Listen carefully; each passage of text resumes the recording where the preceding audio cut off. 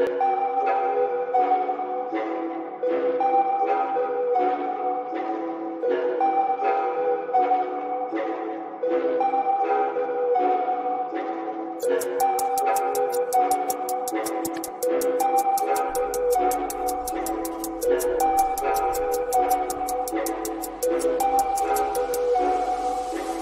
still feel the blood dripping down my face. They can't like the post, but they can't feel the pain.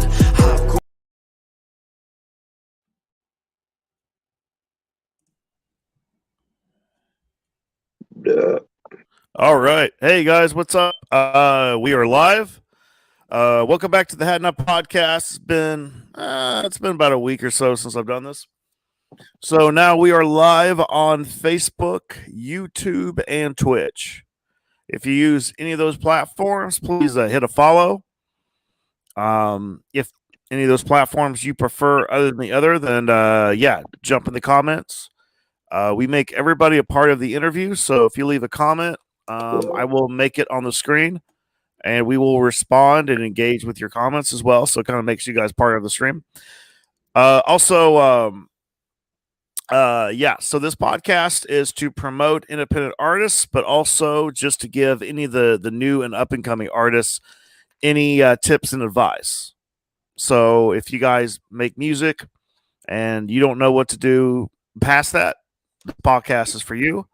So just some education, but also just kind of, give you guys some tips and advice, and be as informative as possible.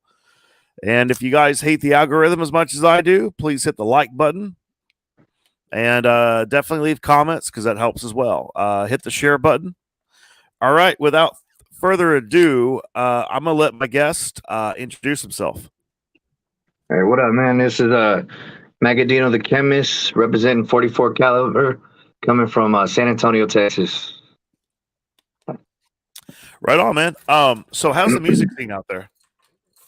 It's pretty good. Like the local scene, was popping off. Like when I first started, it wasn't, it was doing pretty well, but it didn't really pop off. But lately, it's been doing pretty well. Man.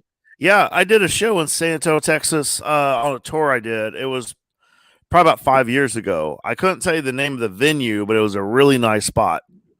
But I've done stuff in Austin. I've been to Dallas, Fort Worth a few times. So I definitely fuck with Texas, but your state is not the easiest place to book a show, though. Nice. So you got to know the right people, though. Yeah. And it's mainly like it's hard to get like you have to really look for good promoters, to get a good show. And I prefer Juggalo shows because they show the most love. So yeah, for sure, man. All right, so we're here. We're promoting your new album that's coming out. Yes, sir. Yeah, give us some insight on that. Like, talk about the album, talk about the concept, all that good stuff. All right. So the album's called Throne of Bones, and it's coming in 2 parts. This one I'm dropping May 30th on Memorial Day. Because I was a veteran, and I like to show love. You know what I'm saying? So it's gonna be dropping on May 30th, and I'm gonna drop part 2 a couple months after that. So because I wanted to do a double disc, but you know what I'm saying? Like, I was like, I might as well just do albums. So yeah, try to do it like DMX. You know what I mean? Right on, man. So talk about how you got into music. Well, I started like when I was real young, about 11 years old, and I just started writing and shit. And I did like a few things for school, because I was in theater and stuff like. I did like a few, performances and stuff. I was, of course, whack because I was just starting and shit. But, like over the years, I got better. And I actually started hitting the studio in 2000. And that's when I started recording. And then, getting the whole basics of how to make a full song and, like the verse, chorus. You know what I mean? So Hmm. It took a while, but you know what I mean. Like after studying, my favorite artists and stuff like that, like I got it down That's what's and up. progressed over the years. So Oh yeah, man. So what artists inspired you? really artists like Tech Nine, Brother Lynch. Like I was a real big Tech Nine fan when he first came out. Yeah. You know what I mean? So, and I just walked into a Hastings and saw his album cover. You know what I mean? Yeah. And I was hooked. You know what I mean? So that's why all my album covers look crazy and shit because like I try to catch everybody's eye. And it was really Tech Nine that got me into doing that. And my homeboy Anthony, he always tells me to make sure that my album covers are popping and shit. So Hell yeah, yeah. Yeah, I was looking over uh some of your stuff and you got some really solid album covers. Like the appreciate it, quality man. and all that. It's really good, yeah. I see you got a Spotify plaque. Yeah, yes, sir. Yeah. So like For Sleepy Hollow Part 2, my okay, last so album. oh yeah, man. How'd you pull that off? Do you have a certain strategy to use to like get the streams up on Spotify or is it just kind of like just like good luck? It's most of it's boosting on like Facebook and running ads and CD Baby helps out a lot because they have a lot of like tools to help up your streams and stuff like that. So Hmm. and then I've done a couple playlist Hmm. placements because I'm signed with what's it called Arrogant Marketing, so they help Okay. out too. Hell yeah. Yeah. Is that something anybody can jump on or is that just something you gotta know somebody? No, you could jump on it. Like I also help out, homies and stuff like that. Like I give them, Yeah. I let them network with some of my people and shit too. So yeah. All right. That's what's up. Hell yeah. Um all right, man. Let's talk about the album in particular. Is there any kind of theme? What exactly inspired it? What you want? What's the name of the new album, and what made you want to do it?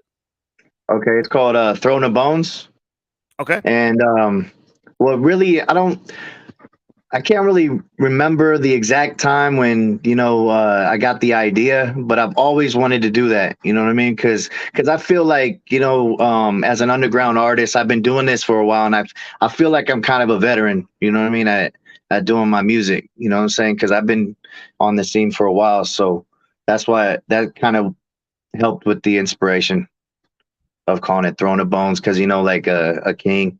You know what I'm saying? Yeah, But yeah, that's but what's yeah, up, man. that's yeah. Do you I saw on one of your posts that you did a.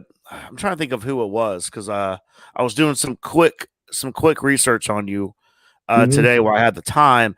I know you've done features with some big names, haven't you? Yeah, I mean, yeah, I mean, I did a song with Kupstanika from 3 6 Mafia. Oh shit. Okay. I Yeah, I currently work with C to Six, which they're blowing up. You know what I mean? They're not Yeah. like they're getting up there though. You know what I'm saying? And I've worked with King ISO. Oh shit. Yeah. I Yeah. did a show. I did a show with King ISO last year on his group therapy tour. Okay. So So yeah, yeah. Yeah, yeah, I yeah, think man. I I fuck I with think I ISO. opened up for King ISO on that tour. Yeah, they did Yeah. a whole like Midwest tour. Yeah.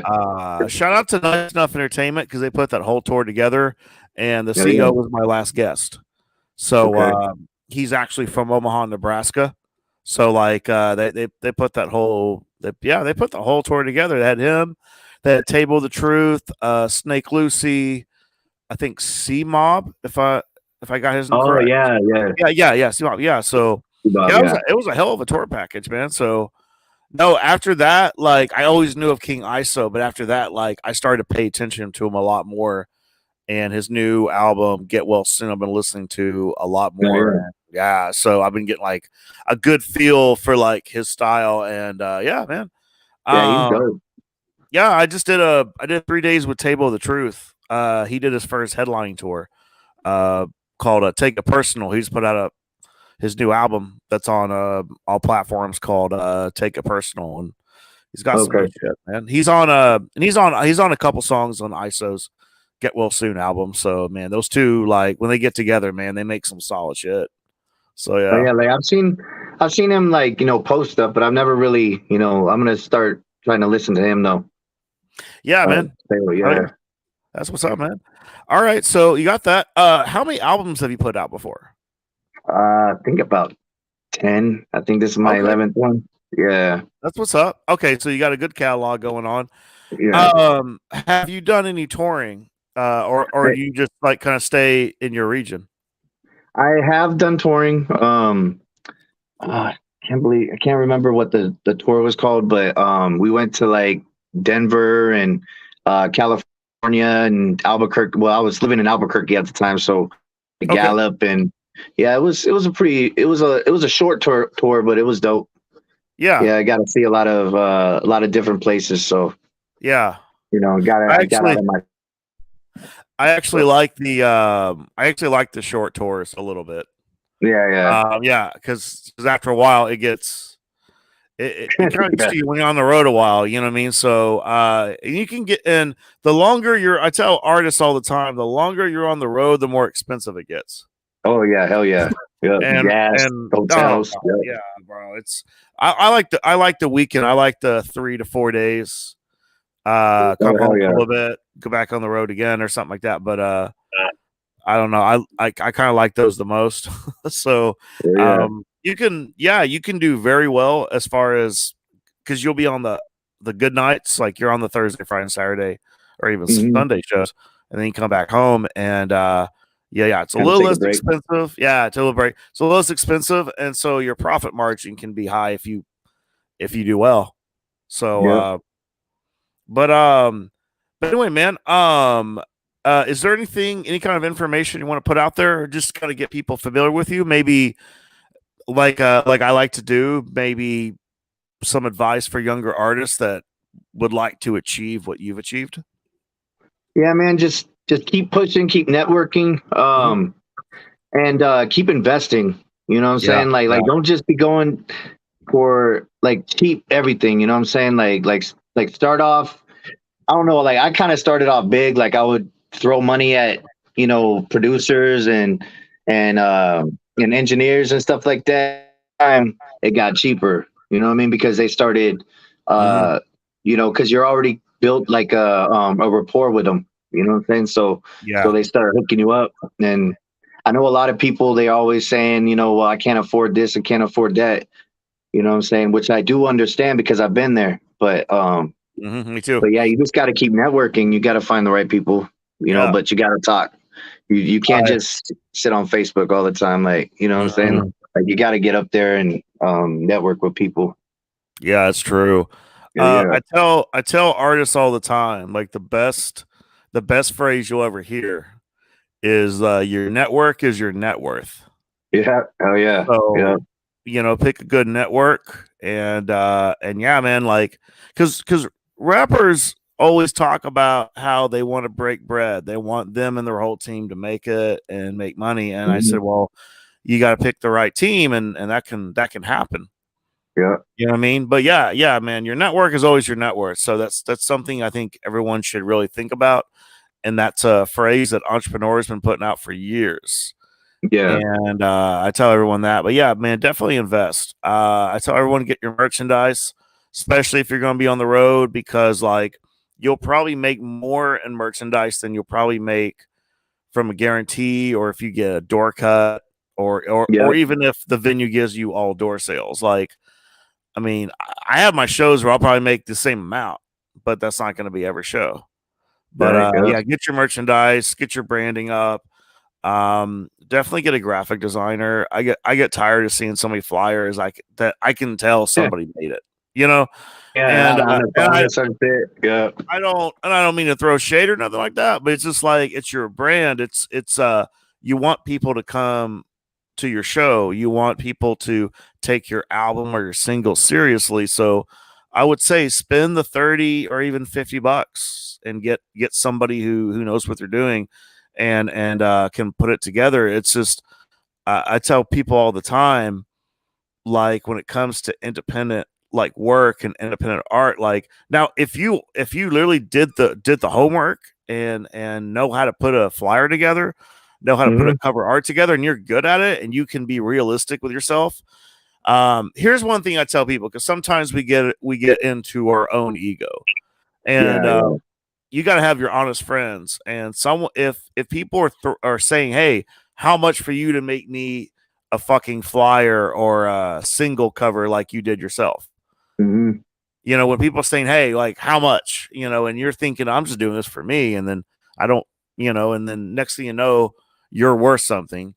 That's kind of how you know you're exactly. doing something well, when someone sees value into that. And then you know, because like you can be the artist who can make your own beats, do your own mixing and mastering, but like you got to know that you're good at it though. And I think it's all about being realistic with yourself, that you know, hey, you have a skill for that.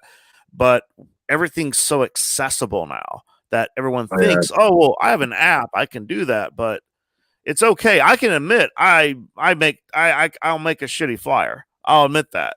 But I got guys who will make an amazing flyer, and if it costs me $50 to make it, man, that quality is worth it. That's the way I look at it. So, yeah. I mean, I can mix a song, but I got a guy who can make it sound even better. I'd rather pay that $50 for him to make, you know what I mean? So I just feel like artists can be more realistic with themselves. Don't be afraid to make that extra investment, because I'll probably come back to you like tenfold. Yeah, definitely. Yep. Yeah. Hell yeah, man.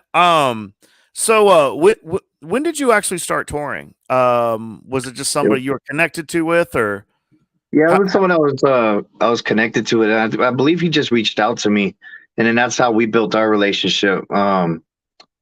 2014, I think it was 14 or 15. Okay. Yeah. It Hell was, yeah, it man. was, it was a nice show. I mean, a nice, you know, like you're going to different states where they don't really know you, but people come in as they're listening, you know what I mean, from outside. Yeah. You know what I'm saying? And that's how you build your fan base too. You know what I mean? Yeah, definitely, definitely. Hell yeah. Hey man, shout out to Kate, shout out to Decade. Hell yeah. Yeah, man, we did it. We had a good show last night in Norman, Oklahoma. Hell yeah. So I appreciate you popping in. Hey, if you guys got any questions, drop it in the comments. Yeah, man, drop in the comments. And even if you're not an artist and you're just a fan and you just kind of want to know the inside, you know what I mean? Like, so yeah, man, if you guys got any comments, you got any questions, jump them in. We'll answer them. We'll respond to them. So, so what states did you go to on your first tour? It was Colorado, California, Texas, and New Mexico. Right on, right on. I haven't been to New Mexico, but I've heard good things about that music scene. Yeah, they have a pretty good thing going over there too. Right on. Yeah, it took, when I moved over there, it took me a little bit, you know what I mean? Like because I started calling people and no one would really give me the time of day, you know, but I met someone at work and they linked me with somebody, and then that's how and then I started doing shows over there. Yeah, but it took a little bit. Okay, here's a question. How do you break writer's block? Oh, that's a hard one, man. Like sometimes I'll listen to, you know, an artist that I really like, you know, to get ideas. You know what I mean? Like an artist that, you know, I really look up to. I'll start bumping their stuff, and I'll break away from the beat that I'm working on, man, because like listening to it over and over again, that's also what starts that writer's block. So yeah, that's what I do. Man, for me, it's like I just don't force it. I've had people tell me that you need to write every day, and then just keep writing until something good comes. I usually force. So what I do is I just don't bother with it, and then I just let the time pass, and I will end up listening to music I like, and then an idea will pop up, and then I'll be inspired. I do most of my writing at like bars and restaurants. Like, Oh, okay. I actually said that in a song. I said something about sitting at a 5-star restaurant where I just sit and write, and I'll have my ear, and I'll be listening to something, and then something will hit me, and then I'll get inspired to write, and so forth. But like, I've never been the guy that just sits there and listens to a beat and writes. Yeah. I get all clogged up, and so I write a lot of my stuff like a cappella. Like, I'll have an idea and then I'll just write it, and then I'll come in the studio, and then I'll find a beat that matches the tone in which that those lyrics match, and then I'll keep listening to it. Then I do something because I studied a lot of like poetry and writing early on, like in high school and stuff like that. So how it works is like they have something like you have your first draft and you have your second draft, and so when I'm finding the beat, sometimes I'm gonna have to add extra words, or I'm gonna have to take words out, or I might have to pick a different vowel to like match that note. And so yeah, I'll end up editing it a little bit more just to make it match, or I'll just find the beat that's just gonna match the amount of words I'm using. So so that way because sometimes I just feel like you're a slave to the beat sometimes when you're trying to write to it and stuff like that. And the beat I'm listening to might not be the mood I am in when it comes to writing lyrics. So that's kind of how I do it. But yeah, I've just learned not to force it, because I know when the creativity hits you, it hits you, and then you're all into it. So that's, I don't know, that's just kind of how I deal with it. I just said fuck it. I'm obviously not in the mood to write nothing. You know what I mean? So I just don't force it. Otherwise I get frustrated, and then it don't make it fun no more, and then I don't want to do it. So anyway, so I got a question here. How long did it take to find the right tone for your music?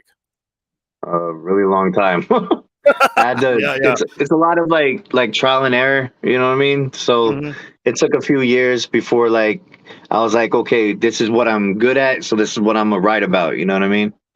So like what comes naturally, you know what I mean? So that's why I started doing horrorcore music, because which I don't just do horrorcore music. I do that reality stuff, and you know what I mean? Like, but my main focus is writing, horror stories, you know what I mean?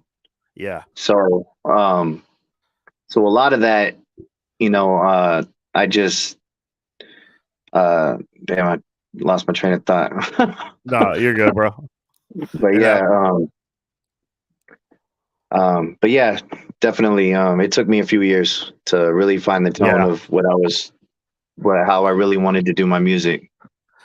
See, that's the funny thing, man. You mentioned about doing like horrorcore, but you do reality stuff, and that's similar to what I do, because even my most like, I mean, I got songs they're definitely like full on horrorcore, and I'm really just rapping about something you would see in a horror movie, so it's very accurate.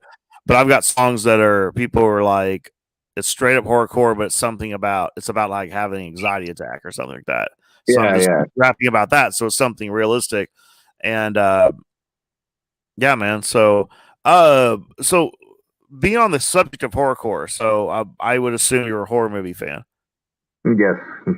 What would you say is your top 5 favorites? I think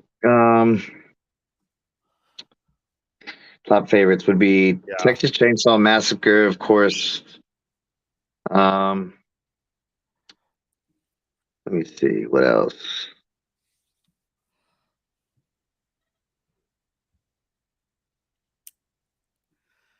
Scream, I guess, is one of my top 5s. Yeah. Of course, Friday the 13th. And Michael Myers, or Halloween. Yeah. And like your normal ones like Nightmare on Elm Street. Yeah. I had a feeling you're gonna bring that up. I feel like Freddy Krueger is almost like the unintentional like Dawn for like the horrorcore genre, because I feel like the whole like vibe of Nightmare on Yeah. Elm Street, Freddy Krueger, like just every time I hear horrorcore rappers, like Insane Poetry is one of my favorites, and I like Hell Psych yeah. Ward, and I like Necro, I like Scum. I've done a few shows with him, like he's the homie. So, and all those guys, like I'm trying to think. Prozac, I like Prozac a lot. So felt like a vibe, like a Freddy Krueger vibe, like in the genre. I don't know if anyone's Yeah. really talked about that, but I just kind of feel like I think that's kind of what it is. Like, I think horrorcore to me has always been like the revenge. It's like it's like hip hop's like subgenre to like revenge or whatever. So anyone that ever like frustrated or pissed you off or you wanted revenge on, and you just use music to express that, it was like hmm the most savage way you could get revenge on anyone is just to haunt dreams, or I guess Yeah. murder them in their dreams, you know. So, and that's Freddy Krueger. So, Yeah. Chucky, I always liked a lot. I think because, and this is the idea of horror, is like it's like your darkest fears, like your like when I was a kid, my mom had a bunch of dolls, and there was one that I swear hmm to God was going to come alive and kill me in my sleep. That's Chucky. Yeah. Yeah. That's Chucky. That's his Yeah. biggest fear. A doll will come alive and kill you when you least expect it. So, and then anyway, here's another quote. I'm not sure if this is a question or statement. I'm transitioning and sound, and I'll find something and I'll hate it or love it for like a second before I start over.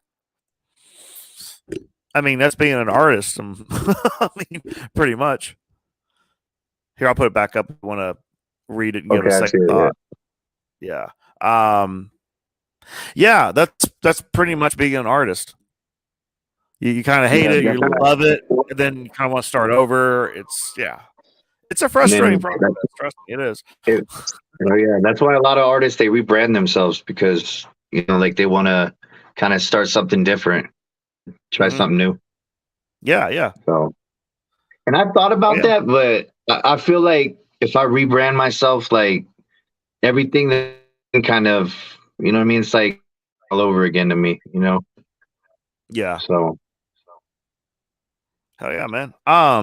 So I want to do the title of this episode was album release 101. And okay. what we're doing kind of right now is definitely press releases, Yeah, I was just and about to say that. yeah, media, podcast interviews are a big part of releasing an album. So that's pretty much what we're doing here. So what is your game plan when you release an album? You know what's something? Do you have a certain order? How you like to do things? What would Yeah, and what would you advise? okay, so this one, I'm trying to go a lot bigger than I did last time because I'm trying to hit a lot more streams than I Yeah. did on my last album. You know what I mean? So that's why I'm doing a lot of interviews. I'm also gonna be doing a press release with Fago Lovers Oh, dot yeah, net. Yeah, yeah. I've you know heard what of I'm them. saying?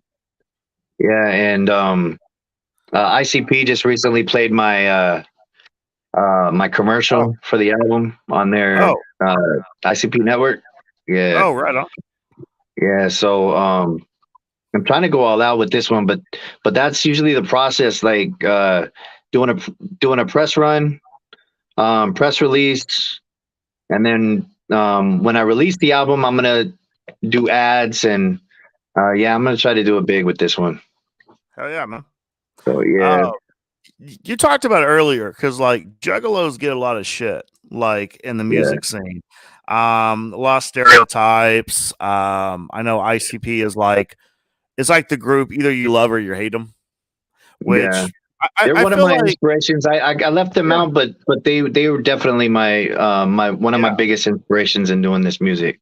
And Brother Lynch, I think yeah, I mean I think they definitely have a place like um and kind of what they built because I just remember them coming out in MTV and they've lasted for a very long time. And on occasion, people give me the ICP like oh you kind of remind me of them, and I never really listened to them a whole lot. I think in high school I listened to like the Great Malenko, I think is what it was called.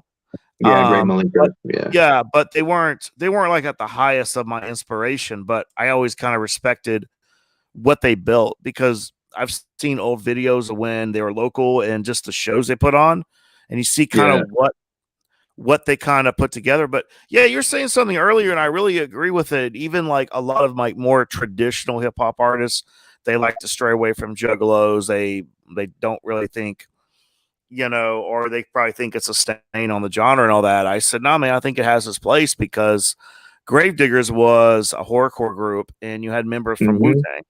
So, you know what I mean? Yeah. But something about Juggalo show a lot of love. And man, I played so many different shows. I played hip hop shows, played metal and rock shows, played horrorcore shows. I played Juggalo shows too.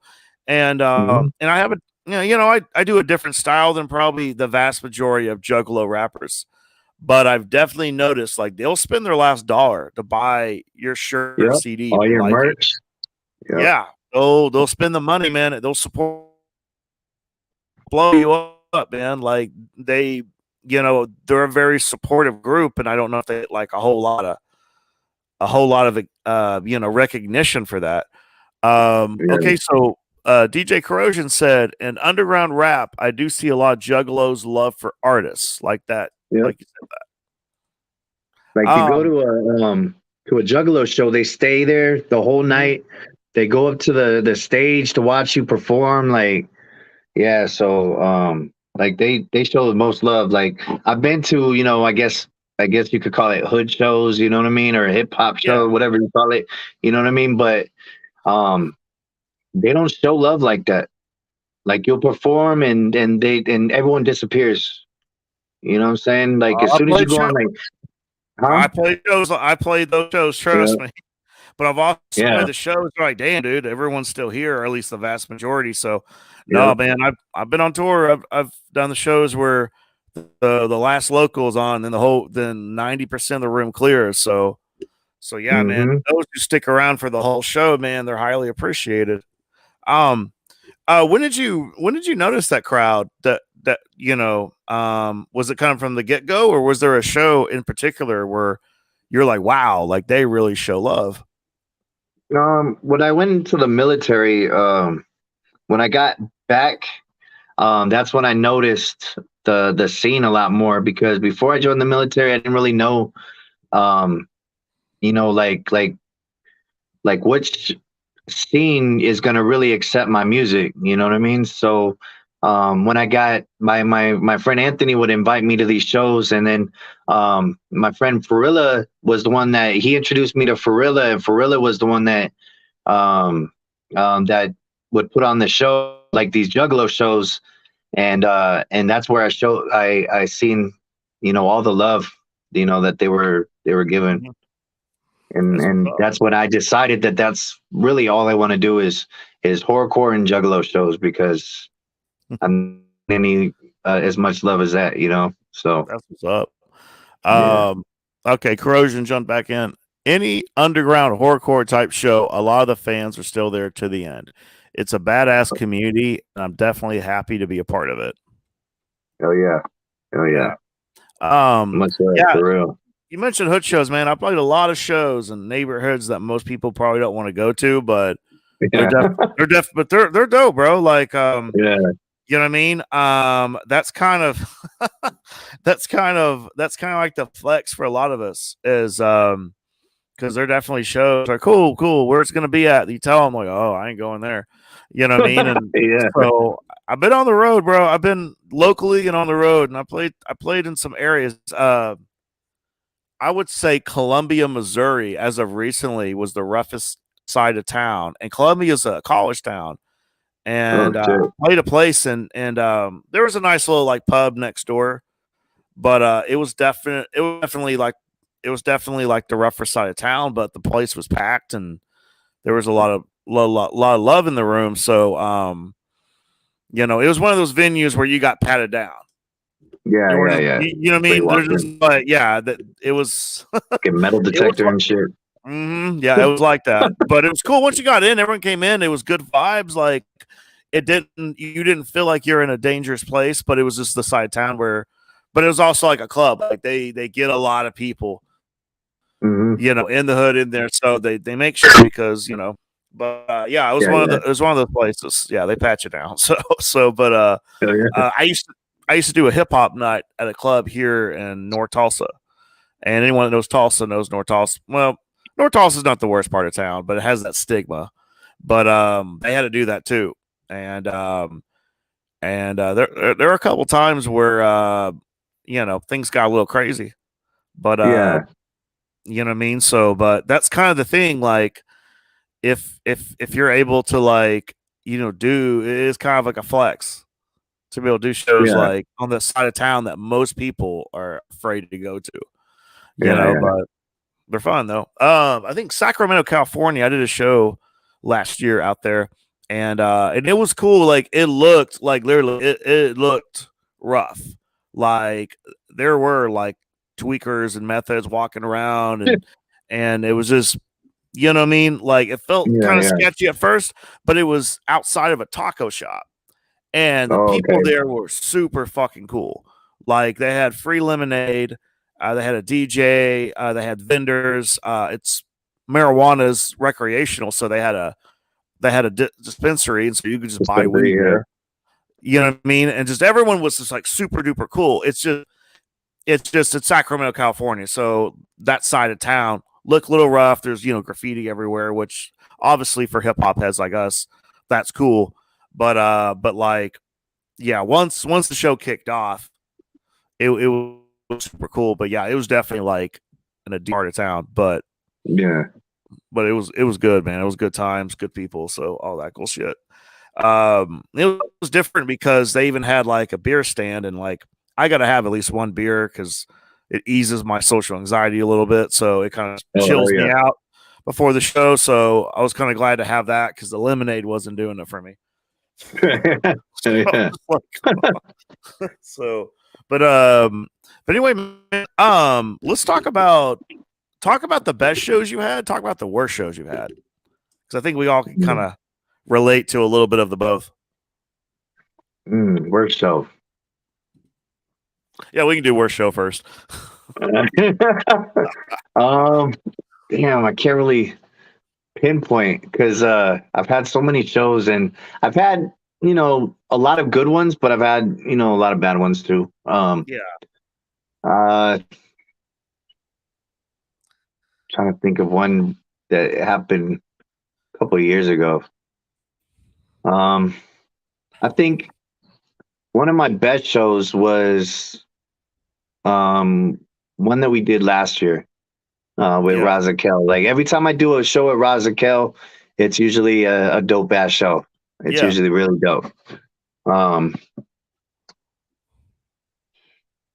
But my worst shows would be in the hood shows, Oh like yeah. the yeah, or the hip hop shows, because like um when I do the shows with Razakel, you could feel the energy from the crowd. You know what I mean? So it helps your performance. You know what I mean? It helps you kind of get into your music, and it takes all that anxiety away and all Mhm. that nervousness. You know what I mean? Yeah. But Yeah. when I would perform at these hip hop or you know, like the hood shit where they're doing like, you know, kind of mainstream type music. You know what I mean? Yeah. Like Yeah. I wouldn't get the same energy because like I wouldn't even like the beat wouldn't even play yet and everyone was gone. You know what I mean? A So lot of like, that. A lot yeah, of that has to do. I've noticed because I played those shows, and some of them will go great, and some of them will yeah, go yeah, bad. A lot of that has to do with um, clicks. So you play shows, yeah, they're kind of, yeah, they'll bring their whole family, they'll bring all their friends, they'll bring their neighborhood out there, and like, and a lot of it is just like some people are just kind of caught up in a certain style, so they want to support their people. They're going to do songs that they would hear in the club on the radio. But when you hmm, when you got artists like you and I, and we kind of have our own kind of like style, and it might be a little different, yeah, and yeah, you know, and I think closed mindedness plays a big part in it, but like yeah, they're kind of like that. They don't want to hear it and stuff like that. So that's been, to me, I feel like is the biggest downfall for the music scene is like they only want to hear their people and they only want to hear a certain style, and then like they have no idea kind of what they miss out on as far as new music. Yeah, So, exactly.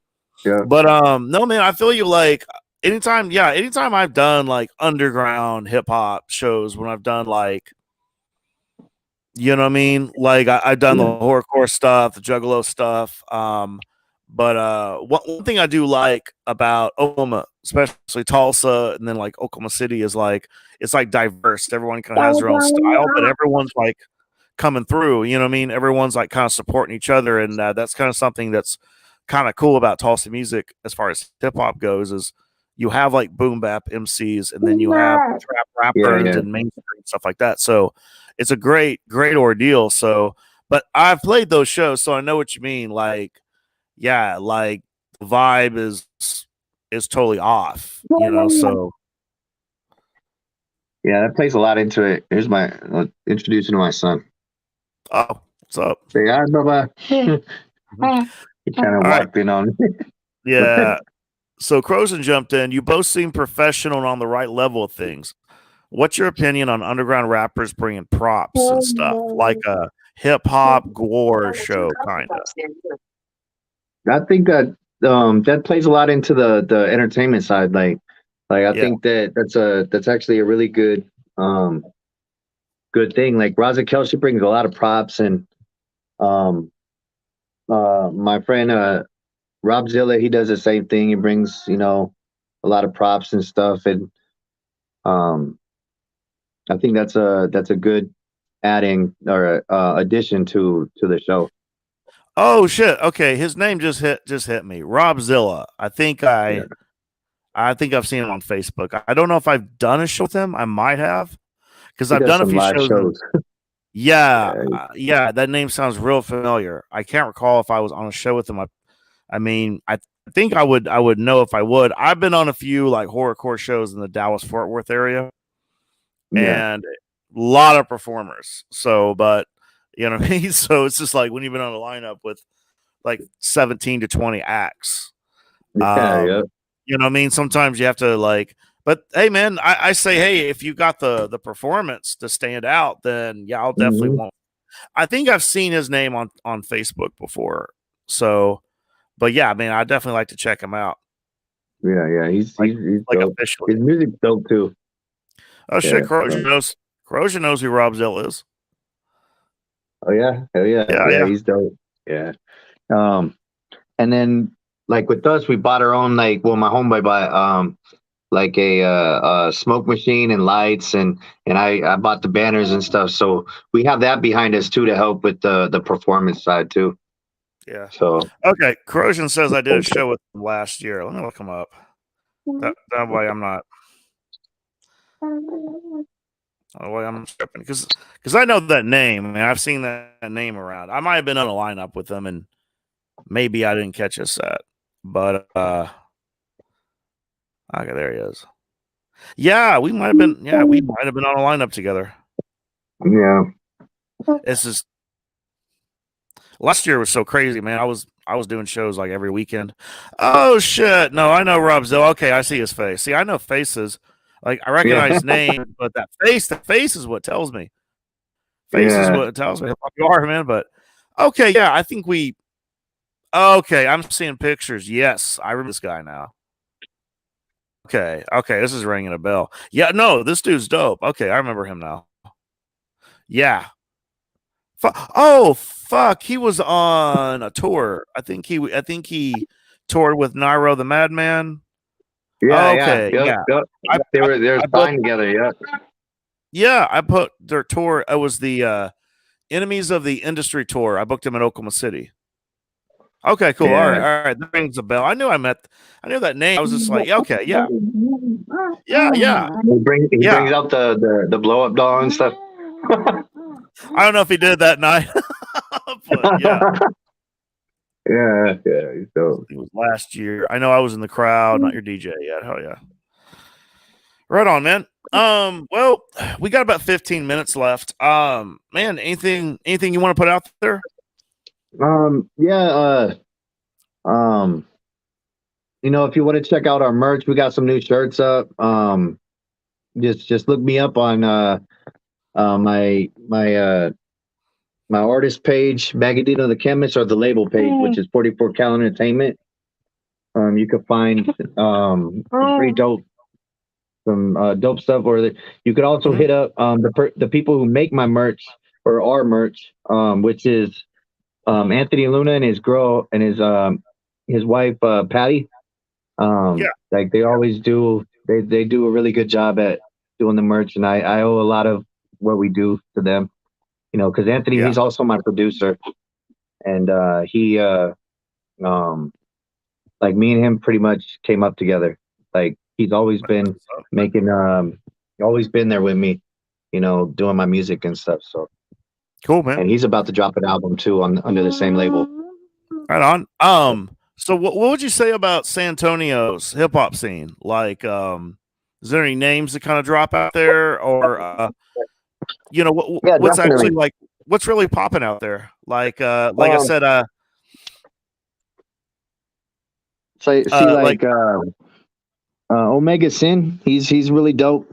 Insane Low, and like I said, my homeboy Anthony, which he goes by Insane the Most Wicked.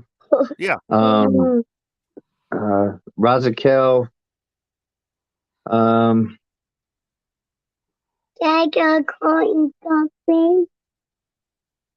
don't want to forget any names, man. But we got a lot of good artists out here, Mhm.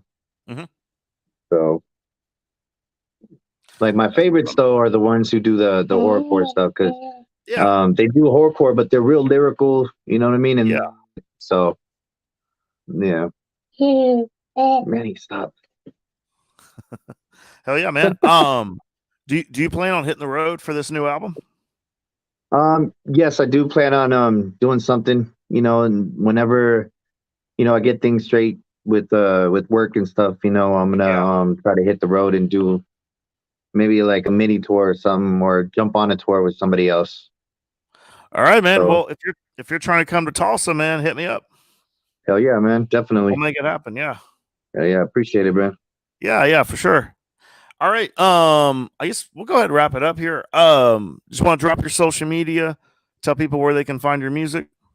You can find me on Facebook under Eric Ness, or which is obviously my page, and then you can hit my my artist page and then my label page, which is Magadino The Chemist, or 44 Cal Entertainment, and then I also have an Instagram, which is Magadino.the.chemist. Oh yeah, man. So Oh, yeah. I don't really use Twitter, so I don't. I dropped Twitter. I just I just don't care. yeah. I don't see a probably point to it. no, not really. Unless you got like a lot of shit posting to do, or if you want to take the political route, and I'm not trying to go there. Yeah, So, definitely. Yeah. you know what I mean? It's a war zone on Twitter. I just haven't. It's never been my thing. So like I'm trying to figure out Twitch. So I've been kind of using this podcast because Twitch is kind of like you got a live stream, and then you got to get a certain amount of followers, certain amount of views, then you become an affiliate partner. Then then you could upload videos and stuff like that. So so there's like a process to it. yeah, Twitter's weird, but not Twitter. Yeah. Twitter is weird, but no, Twitch is super weird. But Twitch, so it's got a reputation for being just for watching people play video games, but they have a community for musicians, and people like to tip and all that. So from what I've researched, Twitch is very good for like musicians to like perform for like a fan base, and then like you get they'll tip you and stuff like that. So they said you can make some pretty good money doing that. It's just you got to get through the program, you know what I mean? So you got to get at least 50 followers, and then you got to get fucking so many views, so many like audiences, and I don't really know like how you're supposed to break through that barrier, because a lot of these platforms seem like it's so tight, like they don't want to like promote you, like you have Yeah, to yeah. kind of like reach this niche and stuff like that. So Twitch is a different monster. I'm figuring it out. So I've I had thought people, about doing Twitch. yeah, I've had people tell me off and on, like, do Twitch, do Twitch, do Twitch, and stuff like that. They just, and so I've watched the YouTube videos to kind of get information on it, but so I don't know, I'm just putting it out there, and you know what I mean, Yeah. doing what I can, but yeah, man. So yeah, so when's the album come out? May 30th, and then Oh, that's right, yeah. yeah, and then I'm still working on the part 2. You know what I mean? So Yeah. still kind of getting beats and kind of laying out the foundation for it. So Oh yeah, man. Hell yeah. All right, man. Well, before we sign off, anything else that you want to put out there? I think I kind of touched on everything. Yeah. Yeah. It seems like there's so much lot in the music business to do, but a lot of it's kind of simple when you think about it. Yeah. You know what I mean? So I try to put out like kind of new information, but really it's simple, man. You just stay consistent. Yeah, And you definitely. network and you invest. So it's just Networking is the biggest thing, I would say. In it music absolutely shit. is, yeah. Because like I've been on the road the past couple weekends, and I have not, and I'm going back to the road next weekend and then the weekend after. But like they're all towns I know people. Like I got people trying to, like I had some fans like hit me up that are gonna buy VIP tickets to one of my shows. They just want to make sure that I get something out of that. And I said, well, the promoter's paying me, so you buying VIP tickets makes it easier on them. And then and just people coming out, and then so artists I'm doing a show with, so it's kind of like every time I do a show, it just feels like you're playing with like family, like it's almost like a family reunion, and those are like the best vibes, man. But yeah, that's all networking, man. It's all like even then, even if the only people are the artists, that's still good because I get my little anxiety when I play at a show and I don't know anybody there, and I'm like, all right, I gotta introduce myself, you know what I mean? So I gotta break out on my show and all that stuff, which I've done pretty well at. It's tough when you've been an introvert your whole life, and then you're doing something that involves talking to people, putting yourself out there. So you got to break out of these little shells that you're so used to doing. Yeah, like I get a lot of social anxiety too when I do these shows. Like I'm a little socially awkward, you know what I mean? So yeah. When I do these shows, I'll just be in the corner, just chilling. Yeah, you know what I mean. So, but I do walk around and say what's up to people. But but after that, man, I just kind of chill in the corner. Yeah. But anyway, shout out to DJ Psycha. No worries. Yeah, you guys can watch this podcast even after we turn off. I keep it on my timeline. So whether you're watching on Facebook, YouTube, or Twitch, even though Twitch deletes live streams after 14 days, which I don't know why they fucking do that, but they do. So anyway, man, we'll go ahead and sign off here. If you want to, in the comments on this post, go ahead and shoot a link to like a website, Spotify, or whatever, just so anyone that has any interest can check out your music or can follow you and all that. So feel free to post a link in the comments on this post. So get you enough like reach and promotion. So all right, man. I'll start doing that right now. All right, man. Hell yeah. Oh yeah, man. Well, anyway, man, I appreciate you like coming on and we'll I appreciate you having me on here, man. That shit means a lot, man. Hell yeah. I know, man. I've done quite a few album releases. I know how hard it is to find podcasts that you can sit down and talk to. Yeah. Even though everybody's got a podcast now, but yeah, right. Yeah, I hit up a few, and like you and one other one was the only ones that really hit me back. So yeah, I've been there. So yeah, I know the feeling. But anyway, man, I'll keep my eyes out for the new album, man. I can't wait to check it out. All right, appreciate it, brother. And Yeah, man. Thank you. I'll talk to you later, man. All right, man. Sounds good. You have a good one. All right. All right, thanks.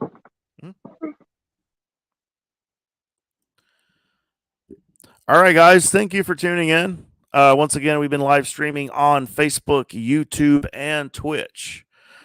I actually have a new episode that we're going to do on Tuesday night with Aaron Sawyer, who's really dope, Tulsa hip hop artist. He will be on the Monsters and Mayhem show, so we'll be talking about that, but talking about his dope music videos he's been putting out. We'll be talking about he's been doing ciphers and MC battles lately, so and just been killing it at the show. So anyway, in fact, he's actually going to be here. He'll be here in the studio, so it won't be streamed or whatever. It'll be streamed to you guys, but he's going to be right here. So that's what we're going to do Tuesday night, possibly at 7.